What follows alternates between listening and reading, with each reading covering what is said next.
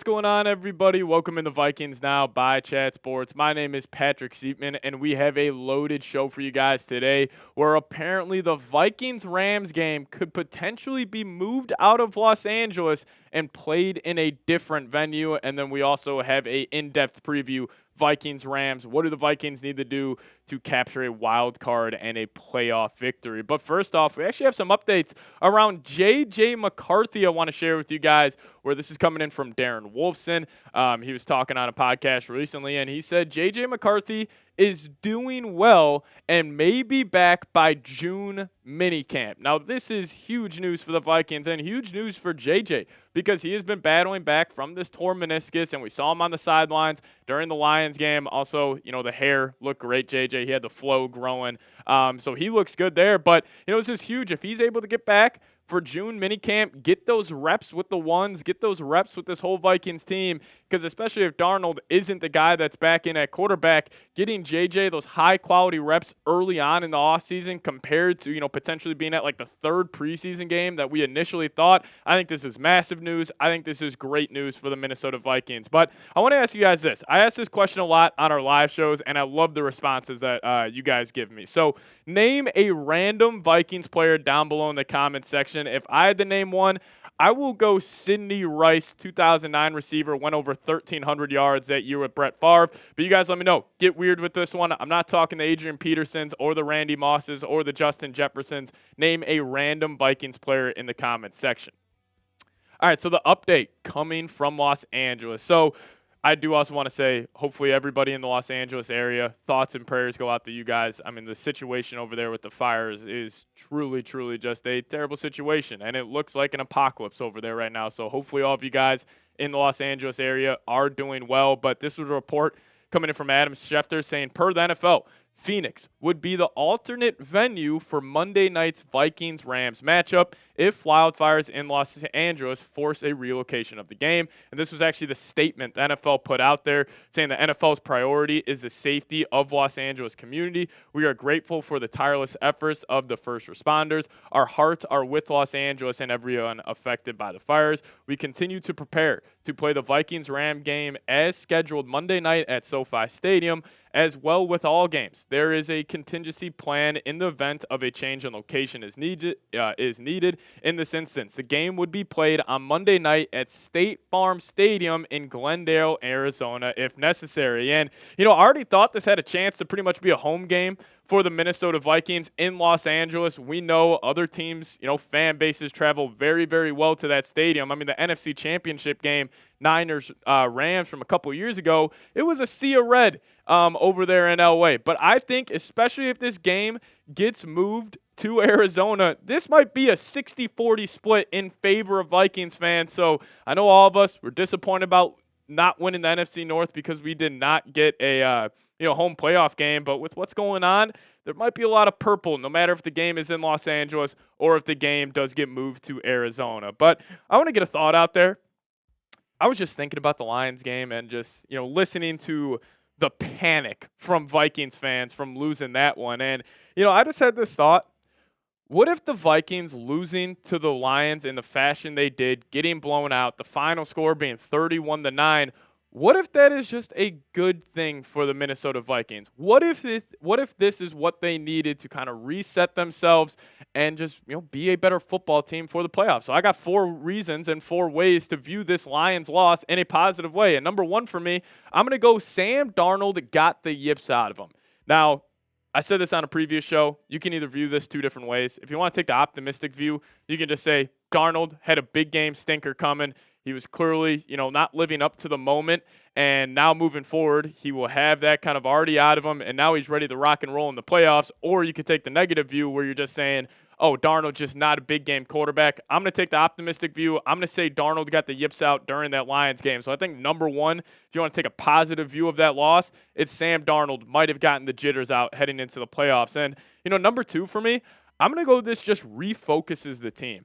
Like, it would be a little concerning. Like, if you ran into the divisional round of the playoffs on a 10-game winning streak with potentially, the Lions or the Packers heading in the US Bank Stadium the week off the bye, I mean, that would put a lot of pressure on this Vikings team. And plus, they would just be kind of sitting there saying, oh, we're unbeatable. We have not lost in damn near 3 months. So hopefully this loss refocuses the team. And it gets me to number 3 here, the underdog mentality.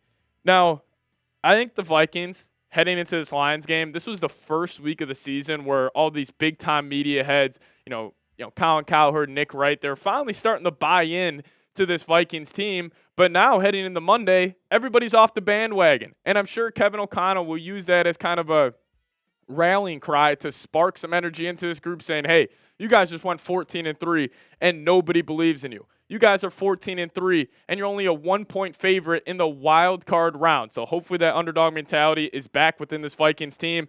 But also number 4, I want to give a shout out to Isaiah Garcia. Isaiah, if you're watching this, shout out to you. You actually dropped this question yesterday on our live show, and he was saying, what if the Vikings can redeem what they have kind of lost in the regular season? Because your 3 losses come from 2 teams, the Lions and the Rams.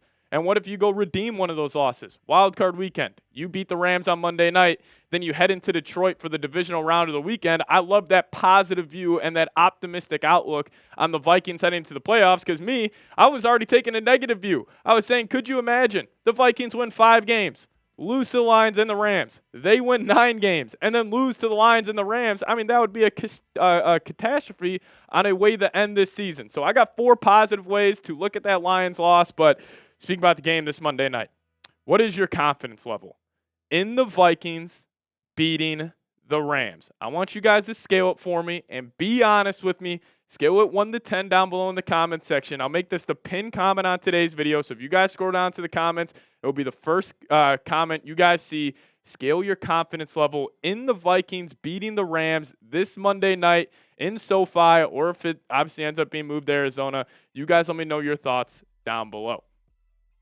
Now, we'll get to more of a preview around the Vikings and Rams Monday Night Football game. But first off, I want to give a massive shout out to today's presenting sponsor, and that is Factor Meals. Now, if you guys head over to factormeals.com/VikingsChat50off, you guys will get 50% off your first box plus free shipping. Just make sure you guys plug in that promo code VikingsChat50off. Now, if you guys are ready to optimize your nutrition this year, Factor has chef-made gourmet meals that make eating well easy. They're dietitian approved and ready to heat and eat in just 2 minutes, so you can feel right and feel great no matter what life throws at you. Factor arrives fresh and fully prepared, perfect for any active and busy lifestyle. And here at Chat Sports, covering the Minnesota Vikings, sometimes I just don't feel like cooking up a full, home-cooked meal, and that's where Factors came in and has completely changed my life. And they have 40 options across 8 dietary preferences on the menu each week. It's easy to pick from meals tailored to your goals. Choose from preferences like Calorie Smart, Protein Plus, and Keto. Factor can help you feel your best all day long with wholesome smoothies, breakfast, grab-and-go snacks, and more add-ons. So eat smart with Factor. Get started at factormeals.com/VikingsChat50off and use code VikingsChat50off to get 50% off your first box plus free shipping. That's code VikingsChat50off at factormeals.com/VikingsChat50off to get 50% off plus free shipping on your first box. Got that link for you guys in the comments and description of today's show. All right, let's start off with some chat stats here for you guys. So I was looking at this game. I was trying to find some advantages that the Vikings may have over this high-powered Rams offense. And the first one I found was Stafford is among one of the worst QBs in the NFL versus too high coverage. Well, good news for the Vikings. They run too high at the highest rate in the NFL. So hopefully that adds some magic to this Flores defense. I know Flores knows this stat, so expect a lot of too high against a very high-powered Rams offense. But how do you beat too high? Stafford's going to be looking this guy's way, Puka Ngata. Now, I think Puka's one of the most underrated receivers in the league. I think he's a top 5 receiver. I think he is very physical in the run blocking department. He's a nasty route runner. He's an extremely versatile player. You'll see him lined up in the slot, out wide, even in the backfield at certain points. But how do you beat too high? You get the ball out quick, and especially with what the Vikings like to do, that 7-8 guys lined up on the line of scrimmage, that typical mug look, if they're able to just dink and dunk to Puka all night, that's how you would combat that too high coverage. So I'm looking at Stephon Gilmore. I'm looking at Byron Murphy. Hopefully one of those two has a good performance against Puka this Monday night. But, I was thinking about the Rams offense too. This is not the Rams offense from a couple of years ago when they went on that Super Bowl run. And it was just Stafford and Cooper Kupp. They were really that, the bread and butter of what they like to do. But this Rams offense now ran through the running back Williams and Puka Ngata. They pretty much just use Cooper Kupp as a glorified tight end on the outside, because considering he has lost a step over the last couple of years, but he is still one of the best run blockers in the National Football League at the wide receiver position. But this Rams offense, there are two guys, Puka Ngata and this guy right here, Williams. He is just fantastic. He's a great running back. 316 carries on the season kind of speaks to, how much, workload they are going to give this guy, but just under 1,300 yards, only averages about 4 yards per clip, but still, even if they have 25 carries for 70 yards halfway through the fourth quarter, they will still get that guy carries, and he will be a big focal point in this offense. But on the goal line, he's fantastic. He is a bruising running back and a big reason why he's found the end zone 14 times this season. But what are some changes the Vikings need to make? So we've talked about this on shows in the past, and goal line execution is one, because against the Detroit Lions, going back and watching that game, I know the score looked bad. It was 31-9, but if they're just better in a couple of spots, specifically at the goal line, the game could have been different. Sam Darnold missed Jordan Addison, I think, on 3 touchdowns, and he missed Justin Jefferson on 2 of them. He needs to be better at the goal line, and Kevin O'Connell, maybe just trying to run the ball just 1 or 2 times. I understand you can't run the ball at the goal line over the previous 16 weeks, but hey, help your quarterback out, get a run game in those tight situations. And number 2, I'm going to go add a quick pass game on this. I think Aaron Glenn exposed the Vikings offense on their inability to dink and dunk their way up the football field.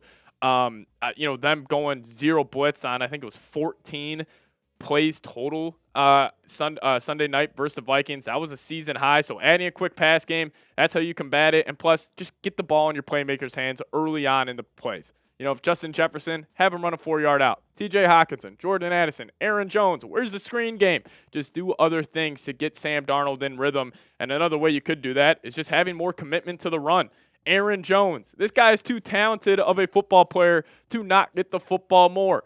Aaron Jones needs more touches, whether that is, in the passing game or that's just turning around and handing him the football. If you get him more touches, I think it would really help this offense. And defensively, you got to bring the heat on Stafford. Now, like I just said, he's not too good against cover 2, that little too high look, one of the worst quarterbacks in the National Football League. But if you're able to get him off his spot with only bringing 4, that could be huge for this defense. Because Stafford, I still think he is the quarterback I fear the most in the NFC right now.